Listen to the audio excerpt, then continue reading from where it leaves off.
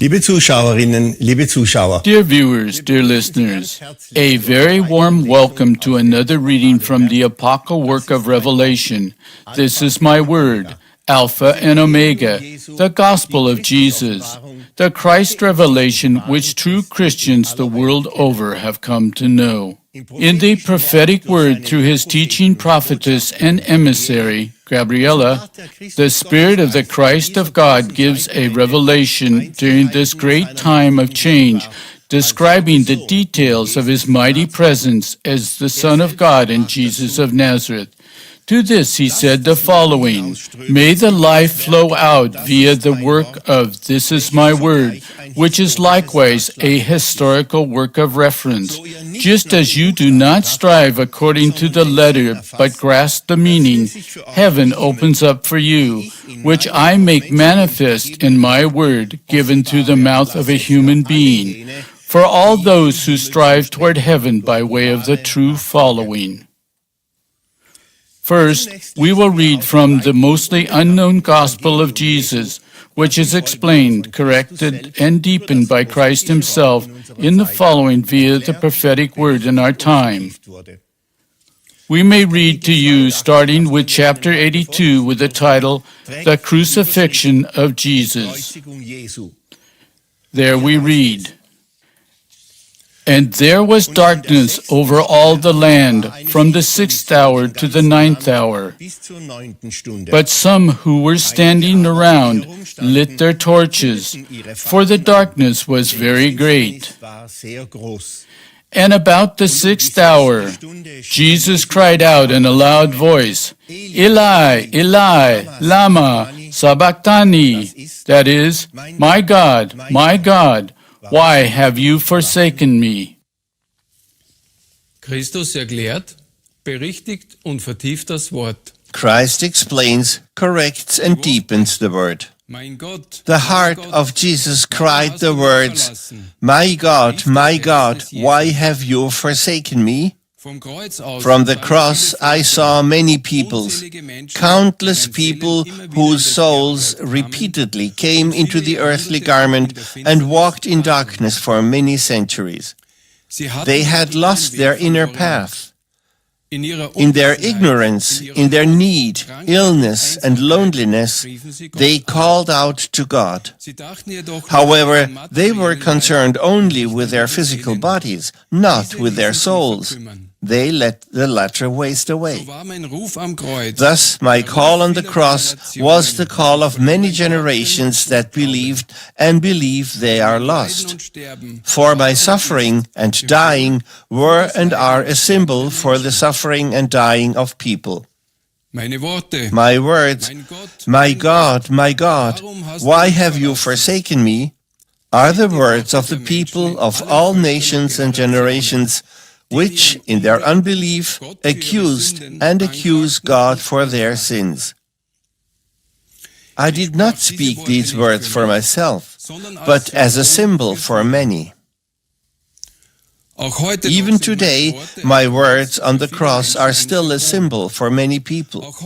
Even today, they still call in their outer need, my God, why have you forsaken me? For even today, they still do not understand that salvation, help, and healing come solely from within. Even today, many struggle only for their earthly life because their true being is still foreign to them. So, my call on the cross was the call of those who believed and still believe they are lost. Their call will be heard when they open their heart to God and no longer cling to their earthly life with their senses. Then they will be heard, since they have found the path to the heart of God.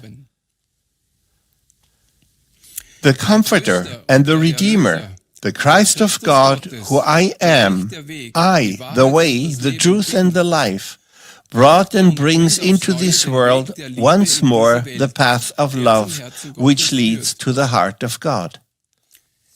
As the Father glorified himself in me, the Jesus, and glorifies himself in me, the Christ, I will glorify myself in those who truly call to God. For they will find what their heart longs for, God, the love and the life, their true being. In the Gospel of Jesus, we continue reading. Some of them who stood there and heard this said, "This man calls for Elijah." Others said, "He calls upon the sun." The rest said, "Let us stay and see whether Elijah will come and rescue him." Now there stood by the cross of Jesus his mother and his mother's sister Mary, the wife of Cleophas, and Mary Magdalene. When Jesus saw his mother and the disciple whom he loved standing by, he said to his mother, "Woman, behold your son." And he said to the disciple, "Behold your mother." And from that hour, the disciple took her into his own home. Christ explains, corrects, and deepens the word. The words to Mary, "Woman, behold your son," and to the disciple, "Behold your mother," symbolize the law of selfless love and unity. These words were understood by those for whom they were meant. The disciple fulfilled the law of love and unity and took Mary into his home. For a commandment from the law of God says, "One for all, Christ, and all for one, Christ, each one for each one, in good thoughts and in the right love and care." Wer das Gesetz der Liebe und Einheit hält, the one who keeps the law of love and unity is there for his neighbor. He receives his neighbor not only in his heart, but also in his home when his neighbor truly needs help. The one who keeps the law of love and unity and who himself abides in the house of God, in the heart of God, also leads the people of goodwill to God's love and unity. In the Gospel of Jesus, we read the following words. Jesus now knew that everything had taken place and that the scripture was fulfilled. He said, "I am thirsty." And from a vessel they filled a sponge with vinegar and put it on a hyssop and held it to his mouth. And Jesus cried with a loud voice, "Father, into your hands I commend my spirit." When Jesus had received the vinegar, he cried aloud, "It is finished." And he bowed his head and gave up the spirit. And it was the 9th hour. And behold, there was great thunder and lightning, and the partition wall of the sanctum before which the veil hung fell down and was rent in two. The earth quaked, and the rocks too burst apart. Christ explains, corrects, and deepens the word. The earthquake symbolizes not only the freedom of the souls, but above all, the power, the life, which all souls received, whether they were incarnate or discarnate. It is the part power of the primordial power, the Christ power, which divided into sparks and entered all souls, also those of the demons. Through the powerful cosmic irradiation, some people became temporarily clairvoyant and perceived souls, which, through this power of redemption, went into higher spheres of inner life. For they had attained the inner maturity for higher levels of life and had longingly waited for the power of redemption, for the Redeemer spark, which pointed and points the way for them to the heart of the eternal. Im Evangelium Jesu In the Gospel of Jesus, we continue. Now, when the centurion and those who were with him, watching Jesus, saw the earthquake and all that happened, they feared greatly and said, "Truly, this was a Son of God." Christ explains, corrects, and deepens the word. It is written that they feared greatly and said, "Truly, this was a Son of God." When recognition frightens people, they should examine their conscience. How often have they already committed deeds which they now recognize as being unlawful? The fear and the recognition were, in the last analysis, pangs of conscience.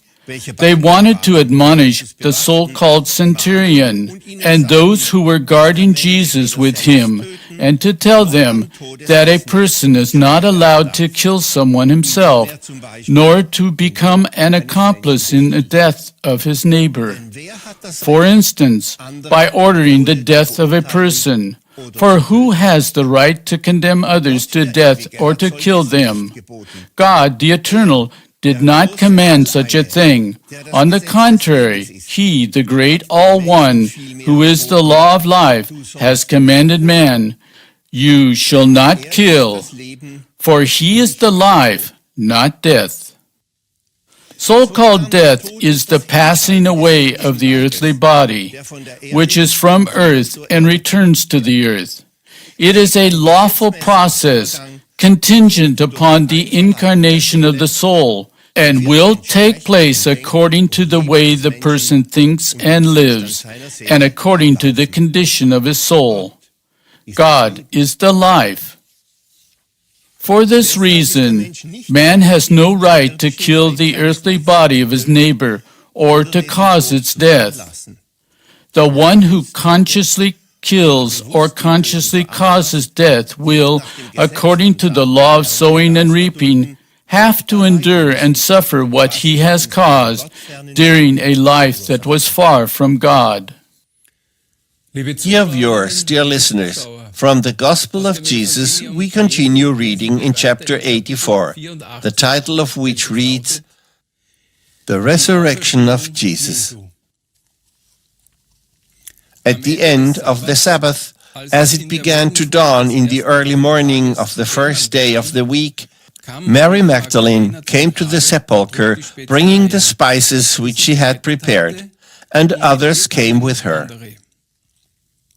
And as they were going, they said among themselves, "Who will roll away the stone from the entrance of the sepulchre for us?" For it was big.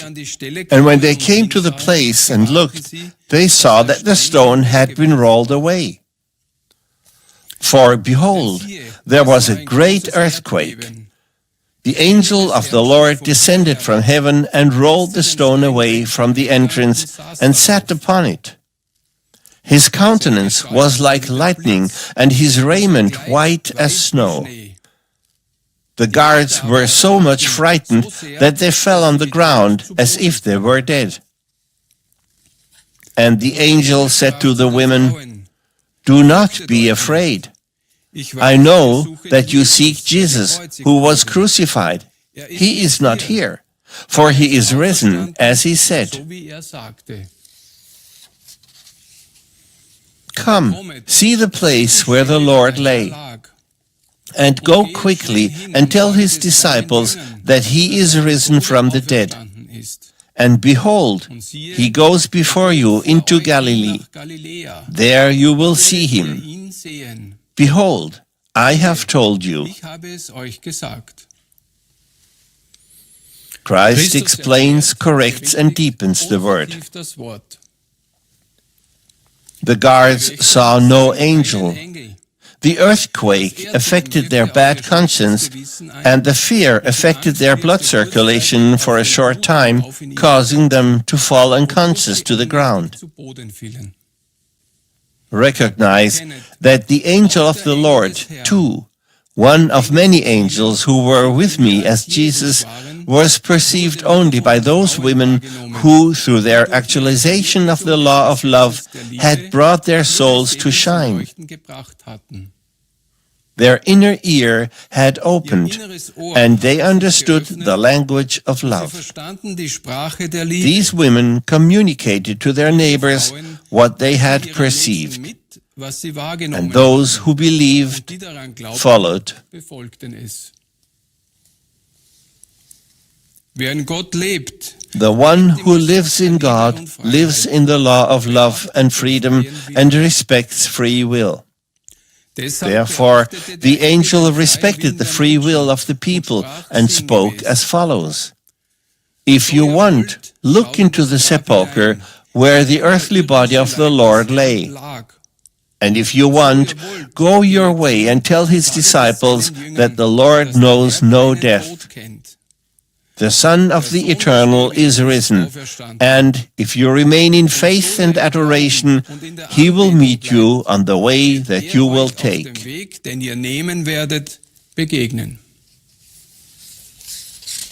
And we continue to learn from the Gospel of Jesus the following: "And they entered and did not find the body of Jesus. Then they ran away and came to Simon Peter and the other disciple whom Jesus loved, and said to them, 'They have taken away the Lord from the sepulchre, and we do not know where they have laid him.'" Christ explains, corrects, and deepens the word. Whom Jesus loved means who was nearest to him in his way of living and thinking. God loves all his children equally, but when a child has purified its soul and devoted its life to him, it draws nearer to him. The one who sees God as the center of his earthly life and lives in a way that is devoted to God attains an ever greater purity of his soul. The purged soul then finds its way into a deep, intimate communication with God, its Father. It was similar with the said disciple of whom it is written, "He was nearer to God, because his soul was more light-filled and more powerful through his constant devotion to God, the Eternal." The union between the eternal and a light-filled soul also brings about a deep communication between those people who strive toward the divine.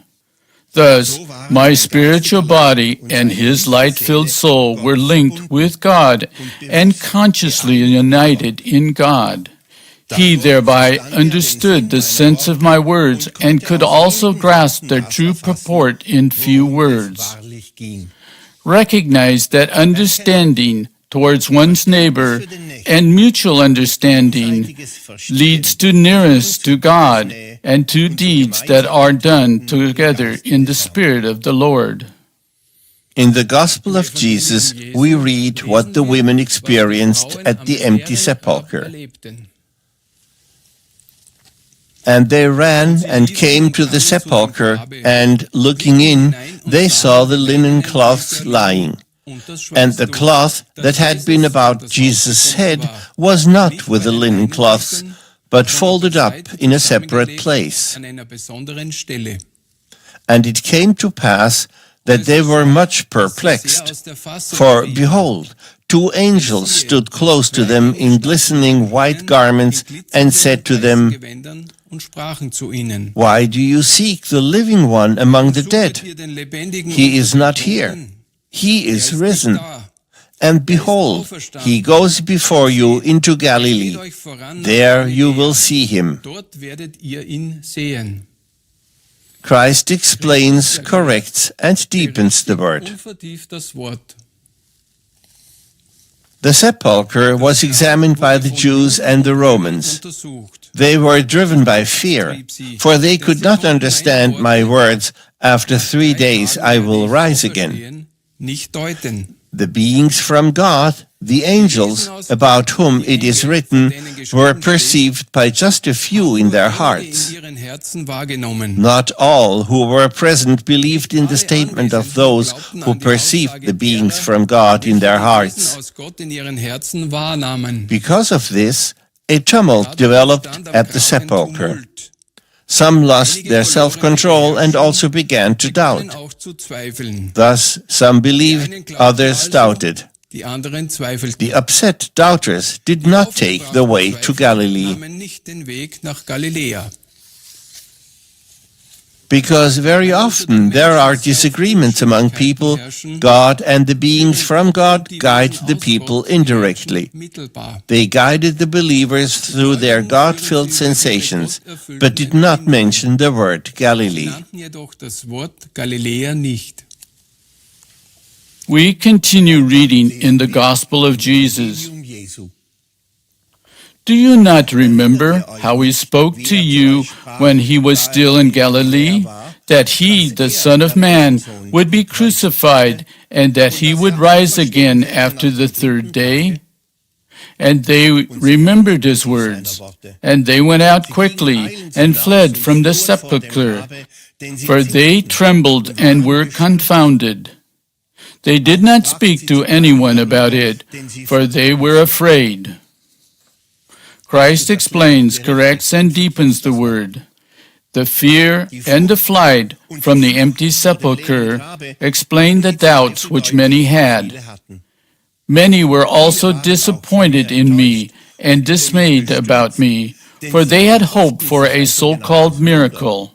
They had hoped for the resurrection of my earthly body. However, the earthly body is merely the acting organ for the spiritual body. When the spiritual body is pure and in God, the human body, the organ, has fulfilled its function. So it was. I had accomplished it. A part of my heritage, the part power of the primordial power, could be withdrawn from the primordial substance and became the Redeemer energy, because my spiritual body abided in God and was without sin. The Gospel of Jesus continues with the following. But Mary stood before the sepulchre weeping, and as she wept, she stooped down and looked into the sepulchre and saw two angels in white garments, one at the head and the other at the foot, where the body of Jesus had lain. And they said to her, Woman, why do you weep? She said to them, Because they have taken away my Lord, and I do not know where they have laid him. And as she said this, she turned around and saw Jesus standing, and did not know that it was Jesus. Jesus said to her, Woman, why do you weep? Whom do you seek? Supposing him to be the gardener, she said to him, Sir, if you have carried him away, tell me where you have laid him, and I will take him away. Jesus said to her, Mary. She turned around and said to him, Rabboni, that is, Master. Jesus said to her, Do not touch me, for I am not yet ascended to my Father, but go to my brethren and say to them, I ascend to my Father and your Father, to my God and your God. Christ explains, corrects, and deepens the words of the Gospel of Jesus. The eyes of Mary were also held blind until, addressing her as Mary, I opened the eyes of her soul. Thereupon she beheld my fine material body. Do not touch me also means, among other things, believe. Man can touch only the material, earthly body, but not the fine material one. While I appeared to Mary and some apostles and disciples, my earthly body was in the process of transformation. This transformation of my physical body was invisible to man. It took place until the ascension. Because my spiritual body had totally irradiated my earthly body, the latter was gradually absorbed by the spiritual atoms. Thus, the eternal power of the Father, the primordial power, transformed my coarse material body so that the matter irradiated by me was removed from coarse matter. The one who erects and worships the cross with the dead body points to the physical body and thus portrays wrongly to mankind that I was defeated. He venerates the dead body instead of praying to the resurrected one, to the inner light, to the Father in me, the Christ. The cross without the body is the symbol of the resurrection, of the ascension. Dear viewers, dear listeners, this was a reading from the great work of Revelation. This is my word, Alpha and Omega, the gospel of Jesus, the Christ revelation which true Christians the world over have come to know. We thank you for being with us today. We will be very glad to have you with us again as we continue to read from this wonderful book. For today, we take our leave of you and from our heart wish you and all of us all that is good. Goodbye and greetings in God.